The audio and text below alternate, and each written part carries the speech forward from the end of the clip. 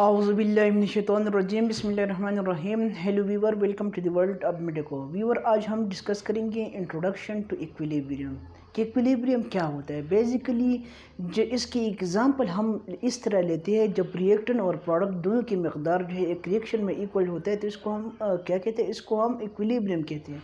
Water के लिहाज से वाटर को रिएक्टेंट की मदद से यूज़ करके इसकी एग्जांपल हम लेते हैं कि जब हम वाटर एक क्लोज कंटेनर में रखती है और इसको win the liquid water is placed in an close container at constant temperature of a liquid. जब हम पानी को एक क्लोज कंटेनर में बंद करके उसको रखती है तो एक कांस्टेंट टेम्परेचर के साथ तो इवापोरेशन शुरू कर देती है। तो इस तरह ये वाटर से इवापोरेशन हो जाती है। जब वाटर से इवापोरेशन शुरू होती है और कुछ हद तक वाटर इवापोरेट होती है तो पहली उसी वक्त जो पहला वक्त होता है इवापोरेशन की, जो पहली वाटर जो वेपर में कन्वर्ट हो चुकी होती है और वेपर ऊपर जो लटकती है क्लोज कंटेनर के फ्लोर पर, तो बेसिकली वहाँ से कुछ वेपर जो है वो कंडेंस होती है और दोबारा जो है वो वाटर यानी लिक्विड वाटर में कन्वर्ट हो जाती है। उसी टाइम जो है कंडेंसेशन की जो मकदार है वो कम होता है। वो हमारे साथ क्या होता है, जो जितना इवापोरेशन होता है उससे कम होता है। लेकिन इसी दौरान एक इस तरह का टाइम आप तक ये पहुंचता है जिस उस टाइम जो जितनी वाटर की वेपर वाटर की मालिक्यूल जो है इवापोरेट होती है, इतनी मालिक्यूल जो है वो वेपर वाटर की वो क्या होती है, वो लिक्विड में कन्वर्ट हो जाती है। और इसी तरह इवापोरेशन और कंडेंसेशन की जो वैल्यू है, बेसिकली दोनों तरफ जो प्रोडक्ट और रिएक्टेंट दोनों तरफ की जो वैल्यूज़ है वो क्या होती है, वो बराबर हो जाती है। क्या हो जाती है, वो बराबर हो जाती है।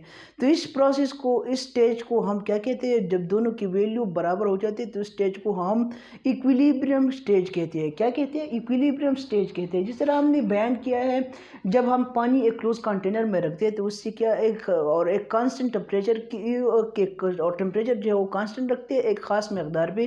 तो इस वाटर से इवापोरेशन स्टार्ट होता है। शुरू में जो इवापोरेशन स्टार्ट होते हैं उस टाइम जो हमारे साथ जितना वेपर इवापोरेट हो चुकी है, जितने वाटर मॉलिक्यूल इवापोरेट हो चुके हैं और जितने वेपर वापस जो कंडेंस होते हैं, उस टाइम कंडेंसेशन की जो मकदार है हमारे साथ कम होते हैं। लेकिन इस टाइम एक इस तरह का वक्त आ जाता है जिस टाइम जितना वाटर वेपर को कन्वर्ट हो जाती है, इतने वेपर वापस कंडेंस होके वाटर को कन्वर्ट हो जाती है। तो इस प्रोसेस को, इस स्टेज को हम क्या कहते हैं, इस स्टेज को हम इक्विलिब्रियम कहते हैं। जब तक टेम्परेचर या उसकी कंडीशन में कोई चेंज न लाए तो ये इक्विलिब्रियम जो है ये जारी रहता है। लेकिन जब हम टेम्परेचर चेंज करें तो ये इक्विलिब्रियम जो है ये क्या डिस्टर्ब हो जाता है। क्या डिस्टर्ब हो जाए, जितनी वाटर मॉलिक्यूल फिर वेपर को कन्वर्ट हो जाती है, इतनी मॉलिक्यूल फिर कंडेंस नहीं होती।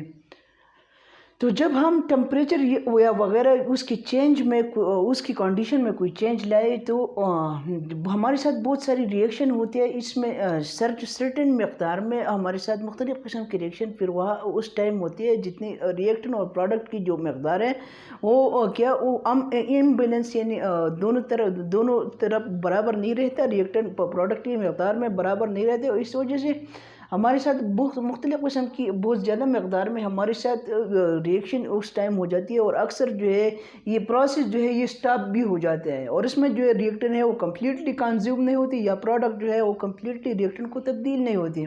और इसी तरह एक अनस्टेबिलिटी पैदा हो जाती है और वो रिएक्शन जो है क्या इम्बैलेंस बन जाता है, यानी इक्विलिब्रियम में नहीं रहता, फिर वो अनस्टेबल इक्विलिब्रियम बन जाते हैं हमारे साथ। यानी जितना प्रोडक्ट का जितना रिएक्टेंट प्रोडक्ट को कन्वर्ट नहीं होती, इतना प्रोडक्ट जो है वो रिएक्टेंट को कन्वर्ट नहीं होती। यानी दोनों तरफ जो है वैल्यू फिर बराबर नहीं रहता। जब हम टेम्परेचर चेंज करें या उस क्लोज कंटेनर की कोई कंडीशन चेंज करें तो ये हमारे साथ क्या था, ये हमारे साथ इक्विलिब्रियम की एग्जाम्पल था। और ये आज की जो डिस्कशन अगर आपको पसंद आ गया हो तो प्लीज़ इसको लाइक करें, सब्सक्राइब करें और दूसरों के साथ भी शेयर करें। Thank you dear ladies and gentleman, thank you for your attention.